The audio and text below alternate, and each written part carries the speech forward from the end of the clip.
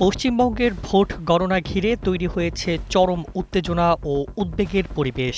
সকাল থেকে ৭৭টি গণনা কেন্দ্রে চলছে কঠোর নিরাপত্তার মধ্যে ব্যালট ও ইভিএম গণনা। প্রাথমিক ট্রেন্ডে বিজেপি কিছু আসনে এগিয়ে থাকলেও তৃণমূল শিবির এখনও লড়াইয়ে টিকে থাকার দাবি করছে। সবচেয়ে বেশি নজর ভবানীপুর আসনে, যেখানে মুখোমুখি হয়েছেন মুখ্যমন্ত্রী মমতা বন্দ্যোপাধ্যায় ও বিজেপি শিবিরের প্রার্থী শুভেন্দু অধিকারী। শুরুর কয়েক রাউন্ডে মমতা এগিয়ে থাকলেও ব্যবধান এখনও অস্থির, ফল বদলাতে পারে যে কোনো মুহূর্তে।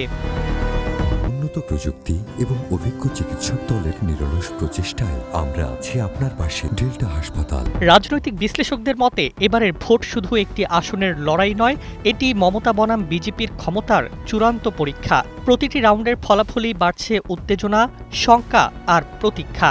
একদিকে বিজেপি শিবির পরিবর্তনের ইঙ্গিত দিচ্ছে, অন্যদিকে তৃণমূল বলছে শেষ হাসি দিদিরই হবে। ফল ঘোষণার আগেই রাজ্যে ছড়িয়ে পড়েছে টানটান রাজনৈতিক অস্থিরতা। অভিযোগ পাল্টা অভিযোগে উত্তপ্ত পরিস্থিতি আরও ঘনীভূত হয়েছে। স্ট্রং রুম ও গণনা কেন্দ্র ঘিরে মোতায়েন রয়েছে কেন্দ্রীয় বাহিনী, পাশাপাশি দুই দলের কর্মীরাও সতর্ক অবস্থানে রয়েছে। ২০২১ সালের নির্বাচনের মতো সহিংসতা বা অনিয়মের আশঙ্কাও ঘুরে বেড়াচ্ছে রাজনৈতিক মহলে। তাই ফল ঘোষণার প্রতিটি মুহূর্তই এখন অগ্নি পরীক্ষার মতো হয়ে উঠেছে পশ্চিমবঙ্গের রাজনীতিতে। সব মিলিয়ে প্রশ্ন একটাই, মমতার শক্ত ঘাঁটি কি এবারও অটুট থাকবে, নাকি বিজেপির চাপের মুখে বদলে যাবে বাংলার রাজনৈতিক মানচিত্র? উত্তর মিলবে ভোট গণনার শেষ ফলাফলে। News desk, ২১ television.